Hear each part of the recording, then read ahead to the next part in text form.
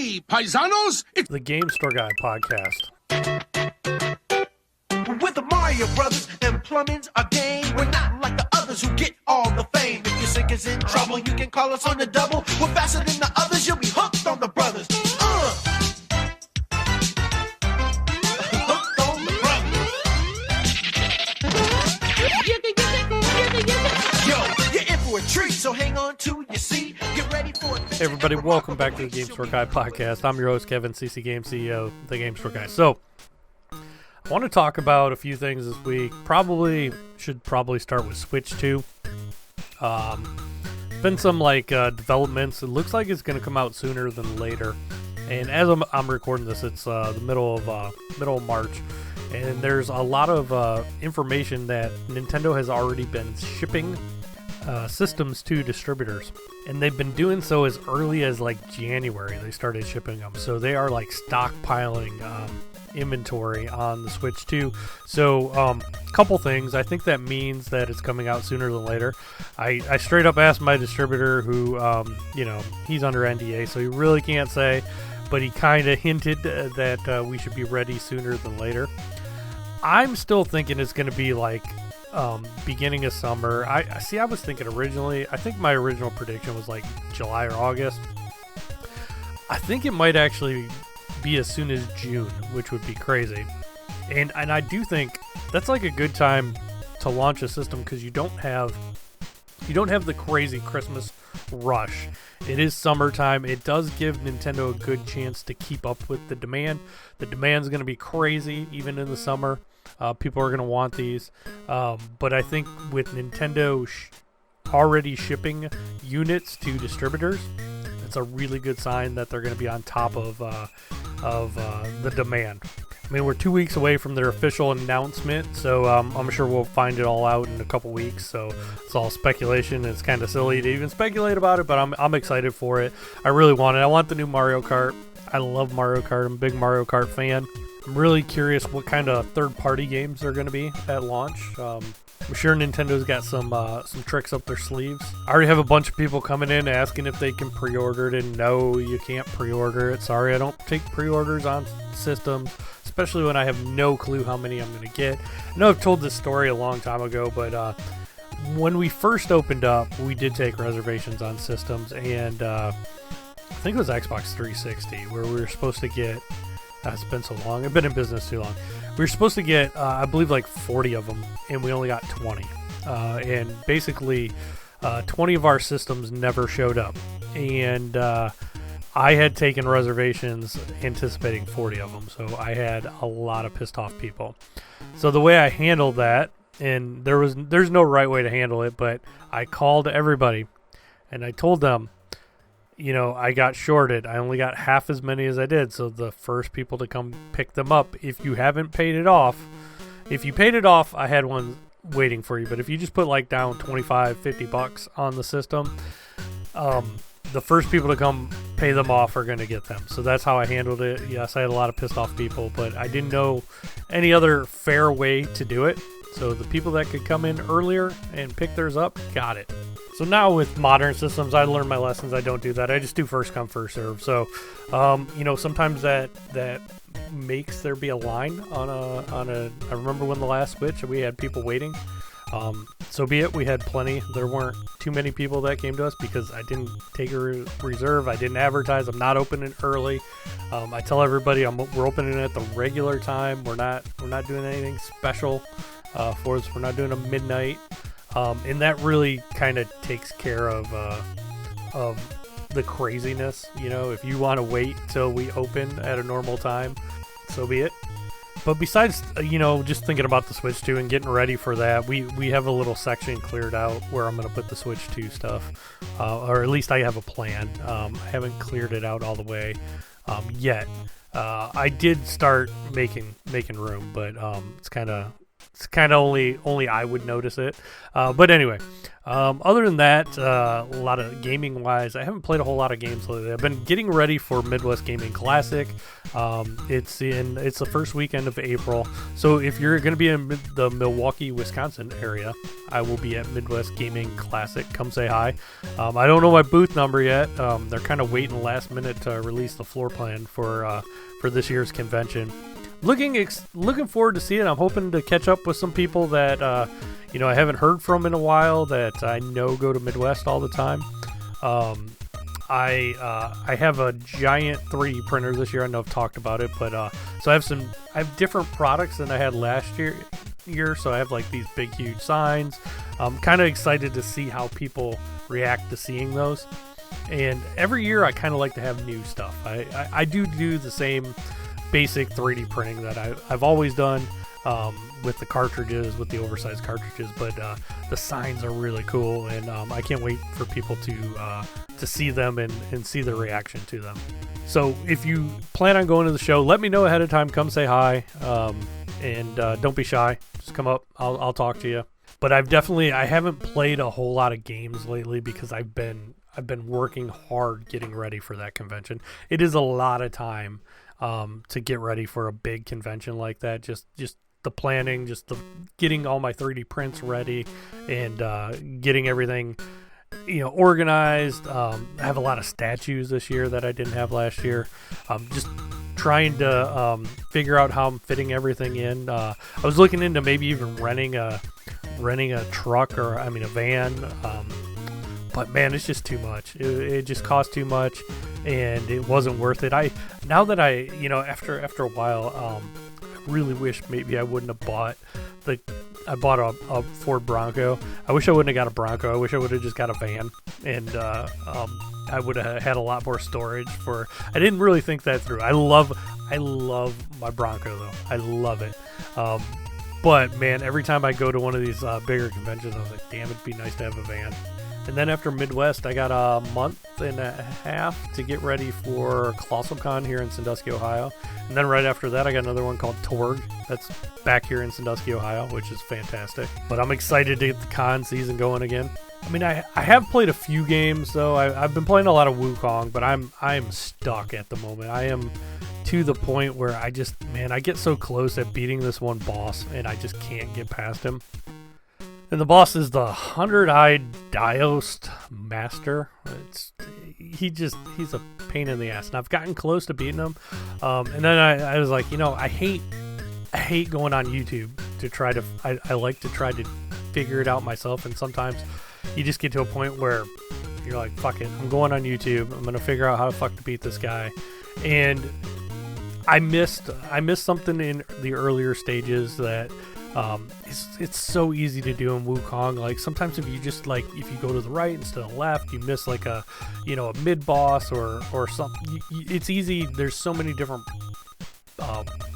branching paths, and if you take the wrong one, you can miss something that's really helpful. And so I went back, and everybody's like saying you really need this Weaver's Needle that's found. It's in the Purple Mountain Secret Zone. I had never come across, so I had to go back and backtrack, and I followed a guide on YouTube of how to go and fought this other monster, and you get the Weaver's Needle, which is kind of like Guardians from the Galaxy, that guy that has that little arrow that he controls with his mind. So I just got it, and haven't used it yet. I'm going to go fight and hopefully kick this 100-eyed Diost Master's ass. But I really like that game, but man, I am so tired of games that are just stupid hard. And like Wukong is like, it's not like Dark Souls hard. It's kind of like Elden Ring hard. It's not stupid hard, but it's still hard. And sometimes, man, I just, I want like God of War hard, not. I guess I'm getting, as I get older, I'm getting a little more impatient. And I don't like getting my ass kicked over and over by the same boss. Sometimes I feel like I'm fighting Mike Tyson in Tyson's Punch-Out like every freaking boss fight. But Wukong's one of those games where if you just like go back and you just like level up, and then it becomes easier. So I've done that a lot. I've just went, there's a couple places which are good to just farm experience and level up your character. And then other than that, I've been playing a lot of Donkey Kong on the Switch. So they released the original Game Boy Donkey Kong for the Nintendo Online service, and it's probably like it's in my top 5 of games of all time, and a lot of people refer to it as Donkey Kong 94.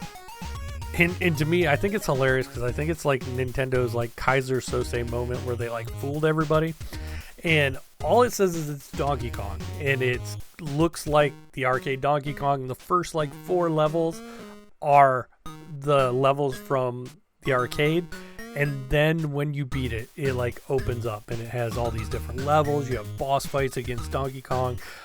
The main gist of it is it really spawned the Mario vs. Donkey Kong, the whole series. I'm sure a lot of you guys know this, but at the time in '94, I'm going to show you guys how old I was in college. I was working at a game store though. Ironic, huh? And when this came out, it was just Donkey Kong on Game Boy. And I really, to be honest, I wasn't that big on I never had a Game Boy when it first came out. I thought it always looked kind of dumb with the green screen. When Game Boy Color came out, that's when I got a Game Boy. But for years, I just thought that game was just the arcade game on the Game Boy. But it's so much more. It's like the first place you could do like the backflip jump. You can do a triple jump in it. You can do a handstand into a jump. It's just, I never. It's funny because it took me years. I think I was until I was out of college that I sat down and played it and realized, holy shit, I missed out on like one of my favorite games of all time. I just and to this day I'll still see people. I saw like a YouTuber not too long talk about Donkey Kong, and he just said it was just Donkey Kong on the Game Boy. It was just the arcade game. He had no clue that it opened up into this whole, I think there's like 100 levels in it, and there's boss fight. It's so good, and I wish that was the one Nintendo remade. Instead, they remade the second one for the Switch. That was Mario vs. Donkey Kong, which was originally a Game Boy Advance game. That was the sequel, and that one was good too. But I just think, man, the first one was just perfect. It was the best. It's the best one, and it's still, to me, it's still the best one. So I've been playing that a lot lately when I get a few minutes. Even though I have the cartridge, I've played it a million times. I even streamed like the whole game. At one time on my YouTube channel, I went through and I made sure to stream it and play it all the way through and beat it. So I love that game. One of my top games of all time. If you have the Nintendo Online and you never played it before thinking it was anything more than just Donkey Kong the arcade game, go give it a try. I've even contemplated making an arcade version of that game. Just putting that like maybe on a Raspberry Pi or something, but building an arcade cabinet with DK94 logos and putting it in a Nintendo cab. That was like one of those things that if I was ever going to make a custom arcade cabinet, that would be one of mine at the top of the list that I would make. But anyway, enough of that. I really didn't have any like shitty customers this week, so it was actually pretty chill in the store. We're still busy getting a lot of trade-ins. I did have kind of a weird incident. Luckily, the people were really, really cool. I don't even really know what happened, but they came in tonight, and they came in like 10 minutes before close, and they wanted to buy. They were buying for Xbox 2 copies of Monster Hunter and WWE 2K25. So they're buying those, and they're like, "Oh, we have some credit here," and I'm like, "Oh, do you have your gift card?" And they're like, "No, we never got a gift card." I'm like, "Well, that's how we do credit. We put credit on a gift card. We give you the gift card. We don't have like our computer doesn't keep track of it." And I was like, "Well, do you know? Like, did you trade a bunch? How much credit are we talking that you had?" And they're like, "Oh, we had like $180." And I'm like, "Okay, I really need the gift card." I go, "Do you know what?" And I'm thinking, "Oh shit, did they lose the gift card?" I honestly had no clue what was going on at first. And she goes, well, we brought like a couple game systems, and we bought, so they had returned or traded in 2 Xbox Ones and a bunch of games, and they got 2 Xbox Series X's. But I guess they didn't get the Series X's on the same. It would have been easier if I could have just tracked down when that sale was of the Series X's and then looked to see when they traded. But they're like, no, we traded the Xbox Ones a little bit before we bought the Series X's. So luckily, my system does keep track of all that sort of thing. So I started going trade by trade every time we got an Xbox One in, and unfortunately it was like, right before close. So I'm like, you guys are gonna have to. This is gonna take me a while, so I'll probably have to do this after we close here and get back to you. They were really cool. They ended up just paying for the games that they wanted. They paid cash, and I just started looking into this, and I was able to find their transaction, luckily. But here's where it got to be a big pain. It only gave me a partial gift card number, so I only had a partial gift card number. But luckily, I was able to track down through all the sales. Since I finally found the receipt, had the date, I could then go to my gift card company and find a gift card that was activated that day for the same amount that they said it was. And luckily, it had not been redeemed. So if they lost this card, luckily nobody found it, because it says on my cards, treat this as cash. So if you have a gift card and you lose it, it is like losing the cash, because if somebody else uses it, I can't stop somebody. They come in with a gift card. I don't know, where they got it. But anyway, luckily the gift card had not been used. It had we even on the transaction, we had the lady's name because we took her ID because they were trading in stuff. And we were able to find the card. We basically redeemed that card, so wiped it out, so it went to zero, and then we put the $185. It was $185 on a new gift card, and we called the lady, and she came and picked it up. Even though we were closed, she came and got it right away. Completely happy. I'm glad we had a good outcome in there, but man, that could have went sideways so bad. Like if they lost that card, just think they dropped it or something somewhere and someone else picked it up and used it. If there was nothing on there, I don't know what I would have. I don't think I could have done anything for them. You lost the gift card that we gave you, but she's saying that we never gave them a gift card, but I don't see how that's even possible. We did it right there on the receipt. And we're talking this was like 5-6 months ago too. So this was a hard one to find, and I'm just glad it had a good outcome, and everybody's happy, and thank goodness, because man, at first I was just thinking of all the negatives. Man, someone else found your gift card, they used it already, and I'm not going to eat $180 because you lost a gift card. But when she came in, I gave it to her. I did explain to her, I go, if you trade stuff in the future, make sure you get a gift card from us, because that's what we put our credit on. We put the credit on gift cards and treat it as if you're holding $185 in cash.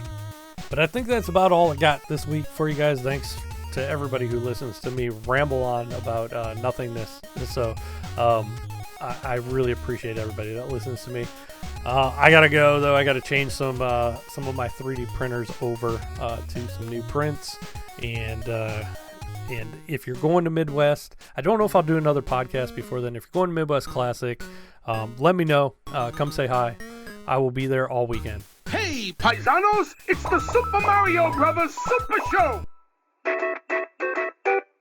We're the Mario Brothers, and plumbing's a game. We're not like the others who get all the fame. If your sink is in trouble, you can call us on the double. We're faster than the others, you'll be hooked on the brothers. Hooked on the brothers. Yo, you're in for a treat, so hang on to your seat. Get ready for adventure and remarkable feats. You'll meet Koopas and Troopers, the princess and the others. Hanging with the plumbers, you'll be hooked on the brothers to the bridge.